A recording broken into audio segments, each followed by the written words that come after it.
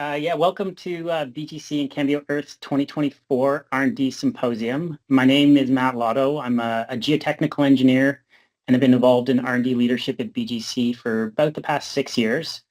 This is our second annual R and D Symposium. It's an opportunity for us to open the doors into our innovation program and share some of our most significant developments from the past year, and most importantly, the amazing people behind the work.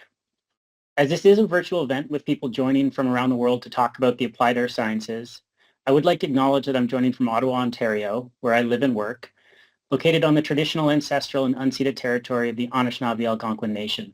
I invite folks to share in the chat where they're joining us from today. Investment in innovation is a strategic priority for BGC and Cambio Earth. Innovation is needed for us to achieve our 2025 big goal of being globally recognized for our leadership in solving the world's most critical applied earth science challenges. In the past 2 years, BGC has invested nearly $10 million in over 150 R&D projects, and over 300 BGC staff have contributed to those projects. Equitable access to R&D time and resources is critically important, and in 2023, the last year we have full data for, over 50% of the projects were led by women, accounting for 46% of the total expenditure. At BGC and Cambio Earth, we believe investing in innovation supports better solutions for our clients, increasing efficiency and quality, and supporting the lifelong learning of employees. Before jumping into our first talk, I'd like to give a big thanks to the amazing Dr. Gemma Bullard for leading the organization of this event. Your hard work is really appreciated, and I'm really excited for today. Gemma was supported by Lauren Hutchinson, BGC's Innovation Lead, Dr. Lucas Aronson, BGC's Cryology Team Lead, and Melissa Murray, BGC's Marketing Communications Team Lead. Today should be fun, and as you listen in, if you have a question, please drop it in the Q&A channel or leave a comment in the chat. If there's a project you want to learn more about or an idea you want to collaborate with BGC or Cambio Earth on, please reach out. We want to hear from you. As you'll see today, we love what we do, and we want to share our work with the world. Now for the fun part, why we're all here today. Our first talk today is from Dr. Jean Hutchison. We're incredibly fortunate to have Jean join us today and share her thoughts on the importance of research, collaboration between industry and academia. Jean's engineering and academic work spans more than 40 years and nearly every corner of the earth. Instead of listing Jean's awards, which are well-deserving and plentiful, I'm going to put them in the chat here.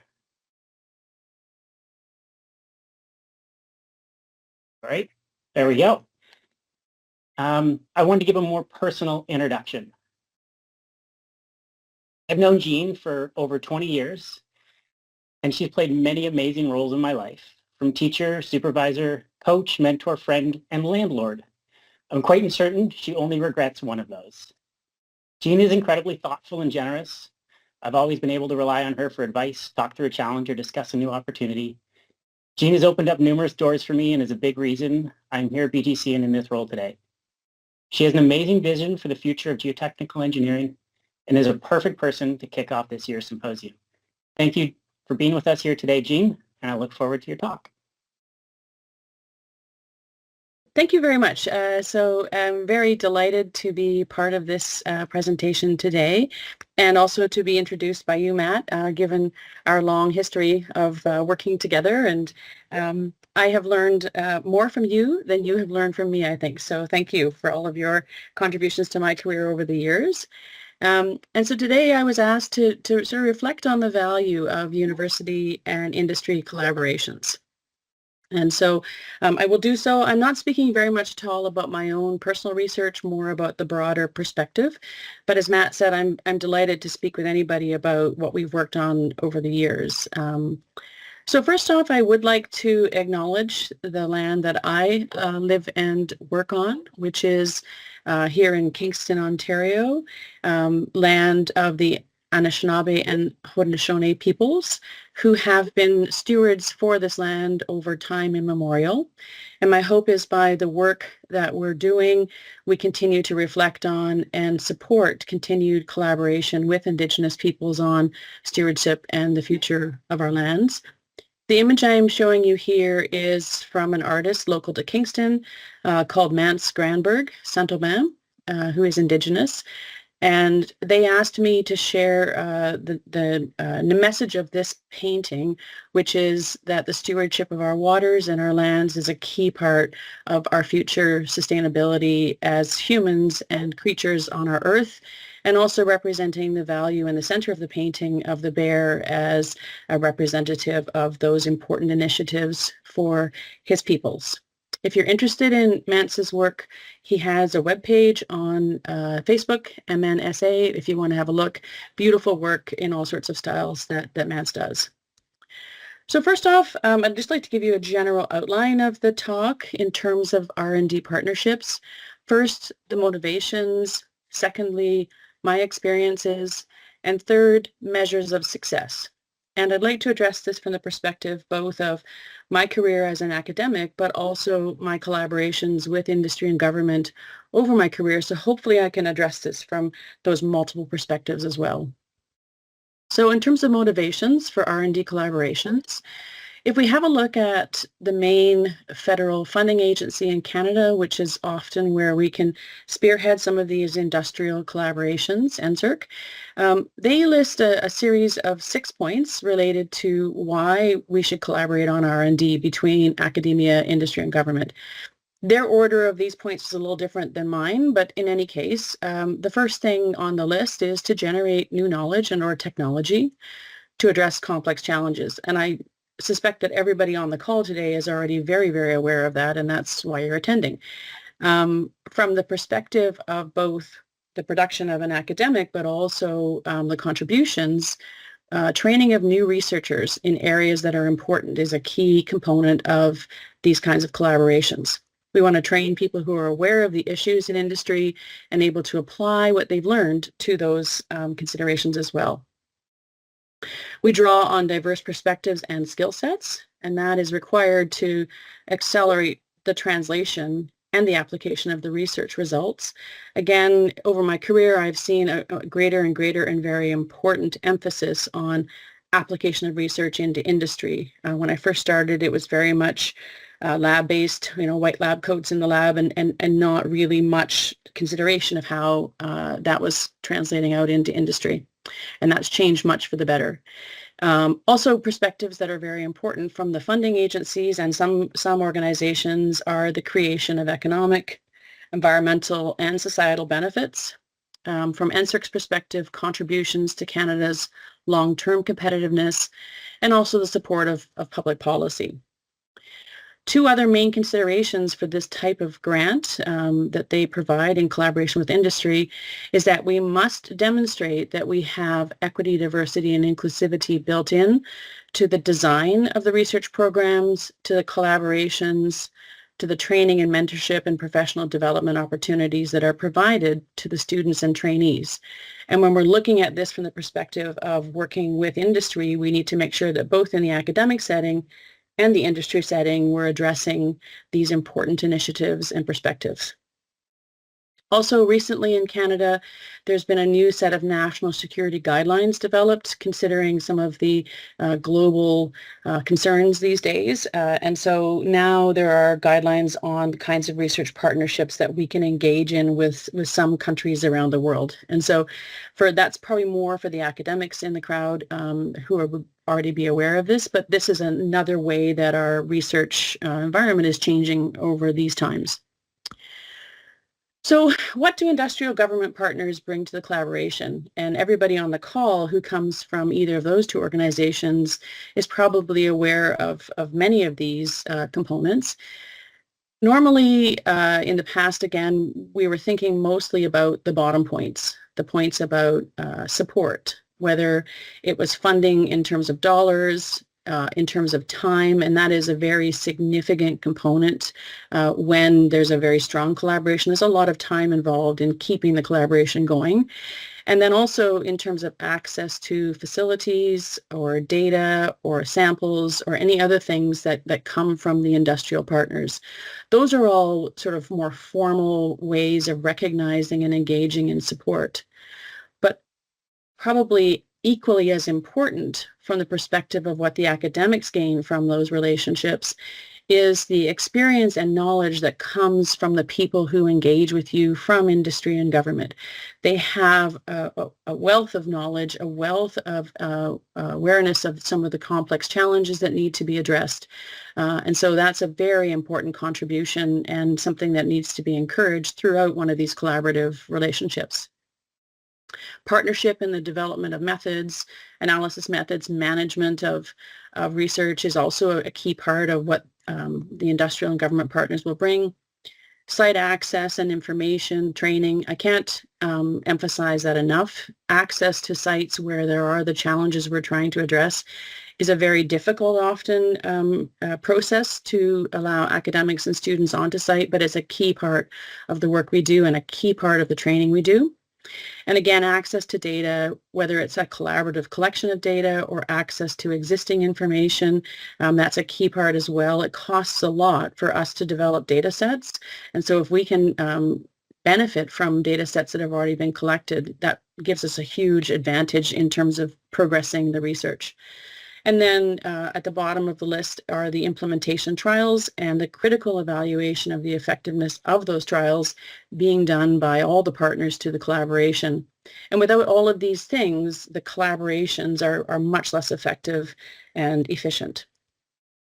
So a couple of important considerations when you're engaging in one of these collaborative projects. The first is what intellectual property, what knowledge, what data sets, what processes are the partners bringing into the agreement, and that's all the partners. So we have to establish what is being brought into the agreement so that that's clear, and then also a discussion about what you expect will be developed. Who will own what is developed in the future? Who can access what is developed in terms of use and further development? Is there potential for commercialization? These are all really important considerations for everybody in the agreement. And where I've seen challenges in the past is where this conversation isn't necessarily engaged in as completely as it should be. People may not anticipate what might happen. And so these are a really important part of the early stage discussion. Publications. For academics, our CVs and our grant application success relies very heavily on publications. Sometimes there's confidential information. Sometimes you can't name a site, or there may be a certain time period in which the publications are embargoed. Another important consideration is the co-authorship. Generally, I work with a variety of people, and generally all people are listed on the paper that we publish. But I think in a lot of circumstances, the recognition of how important those publications are on the academic side may not be as high as it needs to be. The other thing about that is that when we have confidential information, if there's something where there's a research program that can be engaged in, but the results really need to be kept confidential for some period of time, that changes the agreements you might engage in with academics from being more of a research grant or research program into a research contract. And so in sort of my world, a research contract is something where there's not necessarily that obligation to publish or to relay information. So the difference between a grant and a contract is actually fairly significant from sort of my side of the table. So my experience in R&D collaborations. First off, I've worked with many, many amazing people, including Matt, who you heard from at the beginning. He and many others on this list have been a key part of what I've done over the years. The three main projects in recent years that I've worked on are shown on this slide. So the main one on the left is the Railway Ground Hazard Research Program, which is an NSERC Alliance grant in collaboration with CN Rail and CPKC. And you can see the list of names of students who have completed or completed very recently on this project. And if you are familiar with some of these folks, many of them actually ended up working with BGC in the end. And so you'll probably recognize a number of these names. This was in collaboration with the University of Alberta as well as Transport Canada through this program. From my perspective, a really phenomenal program. It's lasted for almost 20 years with all these partners and been, I think, a big success. There's also two other projects I'm working on at the moment, one being a fragmental rockfall modeling program using physics engines to simulate fragmental rock falls, and that's in collaboration with professors Wortman and Olson in University of Washington and Oregon, and that is funded by the U.S. Federal Transportation Pooled Fund and 10 of the departments of transportations in the U.S. And then the Linear Infrastructure Network Resilience Project that Jack Park is undertaking, and that's in collaboration with BGC through a MyTax grant. But as you may see from this, there are an enormous number of exceptional people that I've had the privilege of working with, but there's also in all of these cases industrial collaborators, and they've been a key part of this work. So in my early career, just a few slides to show you what I learned early career and how that sort of translated through into the research collaborations that I've engaged in. So finished my PhD in 1992, and during my PhD, I implemented a cable bolt instrumentation program at a small scale, at Ansel Mine in Rouyn-Noranda, Quebec, a very high grade copper sulfide mine. You can see a young me here on the left with my instrumentation ready to go underground. And then you can see Véronique Firmin, who was my advisor at the mine and is now a senior mining advisor with Agnico Eagle Mines, so a very important mentor early on. And then during that same time, a project funded by Canada for International Development with Everett Hook, who was my PhD supervisor. And during this project, I spent 2 periods of time in Zimbabwe working on evaluating ground support for small-scale chromite mines on the Great Dyke in Zimbabwe. And also at that time, a fellow graduate student, and then my husband for 33 years, Mark Diedericks, was also part of that project. Bumping around the heart of Zimbabwe in a Land Rover brought us very close together, if I put it that way. So what I learned from this was, at the very beginning, thoughts about instrumentation program design and implementation, and the importance of redundancy and resilience. So we had many instruments that were redundant in this environment. Many failed in this environment, and so this was a key part of my learning. In terms of the project in Zimbabwe, the value of an excellent team and mentorship, but also listening to everyone within the organization. So the picture that's sort of behind that bubble on the top right is me talking to one of the small-scale chromite miners in Zimbabwe whose experience was with the mining, no formal education of any sort. And he'd figured out many of the things that were really critical to keeping those very small scale mines stable. So listening to everybody is a really important component. That then led to me working for a period of time with Dr. Hook through the completion of the project that led to the book Support of Underground Excavations in Hard Rock. That was research funding for my PhD and many other students, collaborative between the 3 universities of Toronto, Laurentian, and Queen's with the professors' names you see on the book.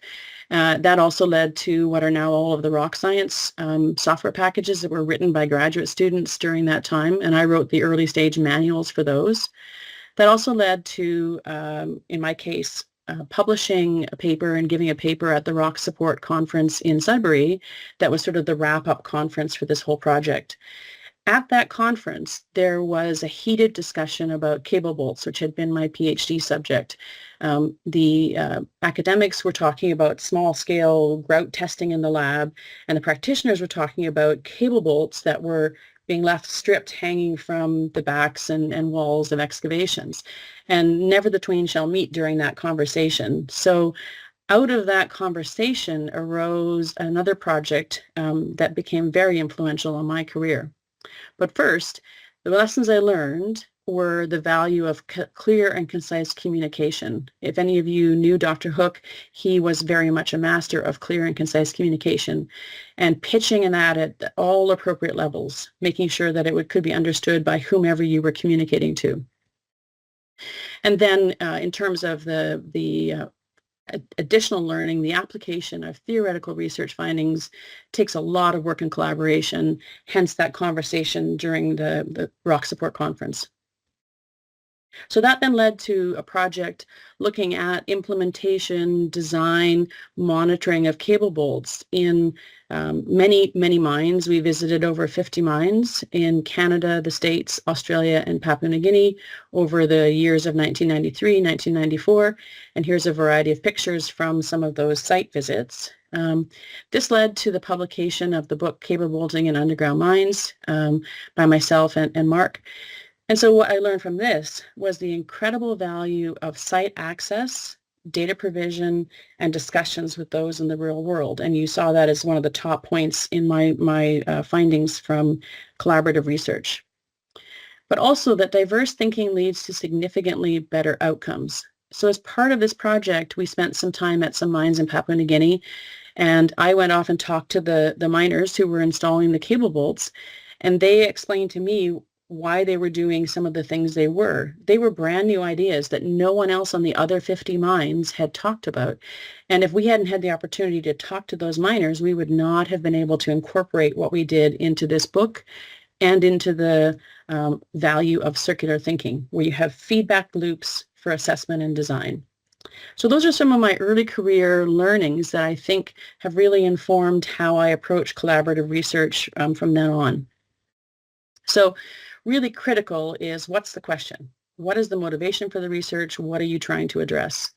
You need to have a mutual understanding of the challenges, the opportunities, and the development of solutions.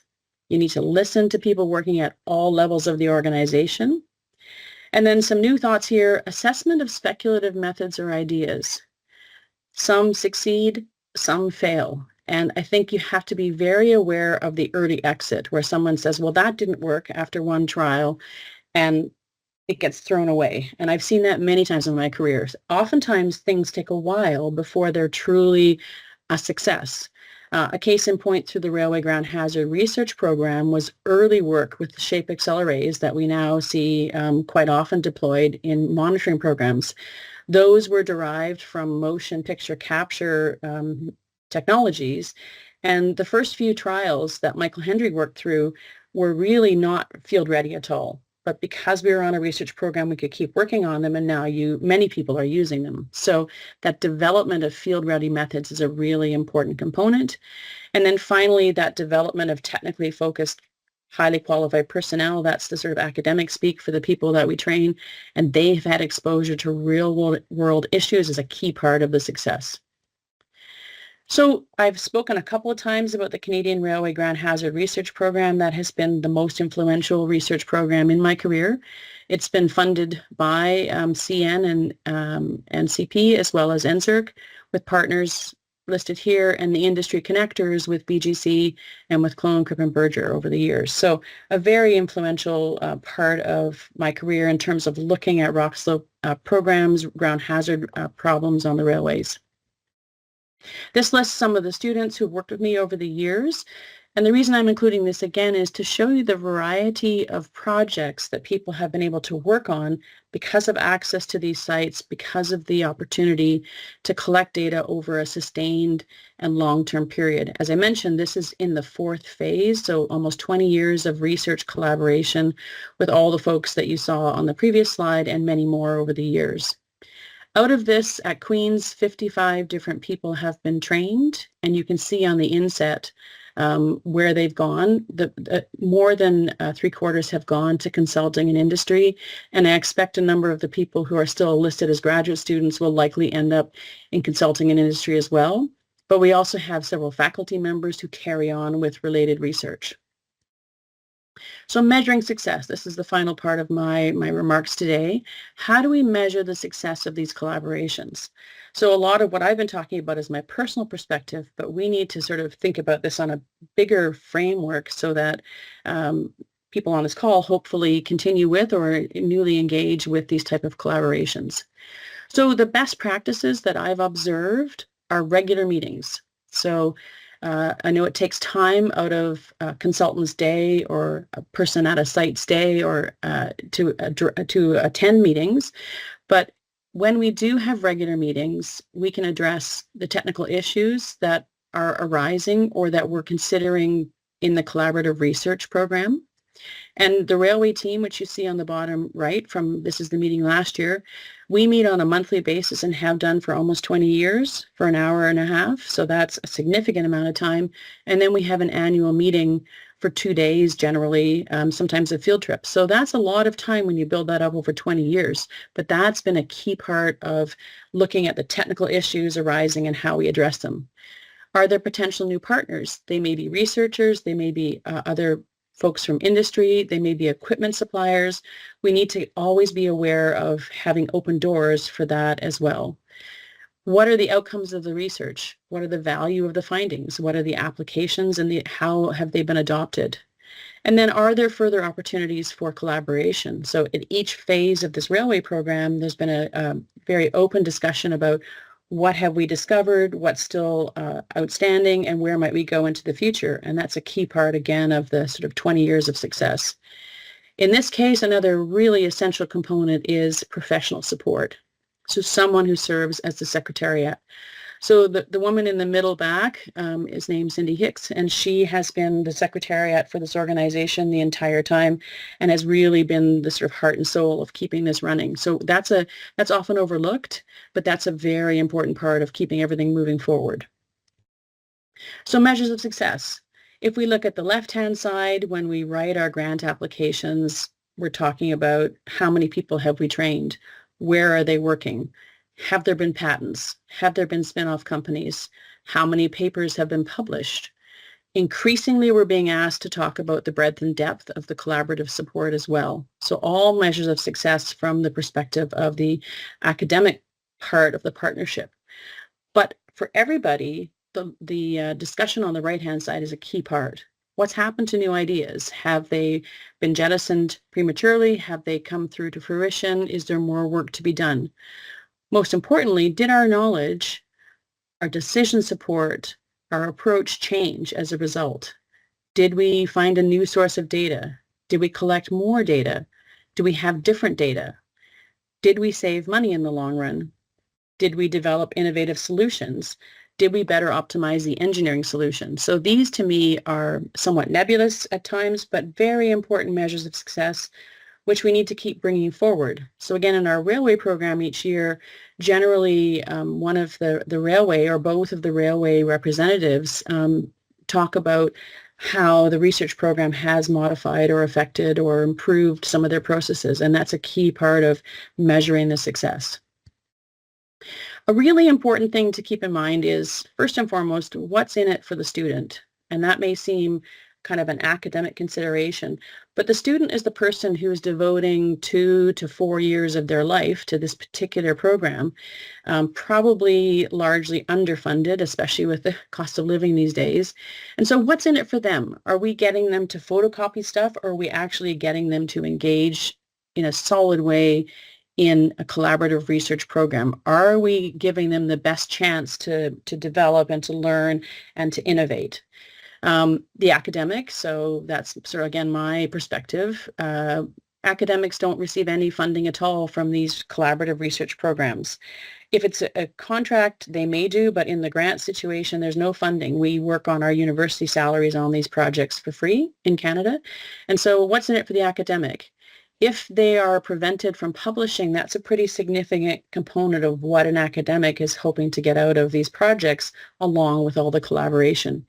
Absolutely, what's in it for the industry and government partner, and I'm sure everybody has their perspectives on that on this call. What's in it for the regulators, and what's in it for the industry as a whole? We have to also be careful on some of these collaborative programs that as new technologies develop and they're put out into the industry, how is the industry as a whole developing? And I think a case in point is truly the application of LiDAR through the program. And Matt, who introduced me at the beginning, started his research many years ago with a brand new LiDAR system that we had just acquired. And I think for anybody who's familiar with Matt's work and BGC's work, adopting and using LiDAR, you can see the evolution over time. And I think it's improving the industry as a whole very significantly. What's the future of R&D collaboration? So absolutely data-driven decision-making. We can record so much more information. We can assess that using guided machine learning and AI. we can better predict outcomes and support decisions. So absolutely a key part of R&D collaborations going forward. I think going forward, a more formal development of some of the knowledge mobilization methods and assessment of effectiveness are required, especially from the funder's perspective. An increasingly important component is evaluation of participation of the recipient communities and impact on society of the research that we're doing. More formal measurements of return on investment. And again, that may be funding from industry, but it's also an enormous amount of time contributions from industry members. And so how much are you getting back from that return on investment? Requiring multiple technical perspectives in a team. For most people on this call, that's probably a given, but I started my career when there were many silos, and there are still lots of silos in academia. So we need to have these multiple technical perspectives. I mentioned earlier that we have a project looking at game engines and physics engines and how we can use those to model fragmental rockfalls. That comes from one of my research collaborators, Rob Harrop, who's very familiar with the world of computing and game engines and physics engines and how we can apply those. So that's a variety of technical perspectives. We also see, unfortunately, an increasing limitation on international collaborations. We see challenges with having students, international students, and limitations on funding them. And we see the new limitations on the collaborations on research that we can do internationally. So that's another future direction that we'll have to be aware of. So I just wanted to bring forward two other slides just to give a little technical content. This work is not mine, so I'm bringing this forward because this to me is a really interesting application of monitoring and understanding from a large slope instability, and many of you on the call may be familiar with this. This is an instability that occurred at Bingham Canyon Mine in 2021, and you can see on the left side and the right side the result of that instability. These pictures are from Serdar Ergun's talk in 2022, and so these images are all used with permission of folks at the mine. And so what they did in this case was they had videos of this instability, and if you look up here, you can see on the right-hand side what's playing is a thermal camera view of that instability. And that was a collaborative research project at the time with the University of Arizona and with Chad Williams to look at the applications of thermal cameras for monitoring. And it happened to be situated there at this time and could capture this instability, which is 1,500 feet high. You can also see that post-processing has added some information about where on the various benches the failure affected it. On the left side is an image from a drone that was, or a UAV that was flying over the instability. This is a really interesting case of being able to look at inverse velocity, and they predicted this instability within, I think, 23 minutes of when it occurred. So all of the tarps were in place, everybody was evacuated, and they had this UAV flying ready to capture this instability. And when I run the video on the left, you can see how the instability occurred. At this point of the screenshot, if you can, it's maybe hard to see, but just in the middle distance on the left side of this still from the video, you can actually see dust clouds from some precursor instabilities. But when I run this video, you'll see how this instability affected the top of the bench here. And if you look down to the bottom, 1,500 feet below, as this starts to go, you can see how the material moved.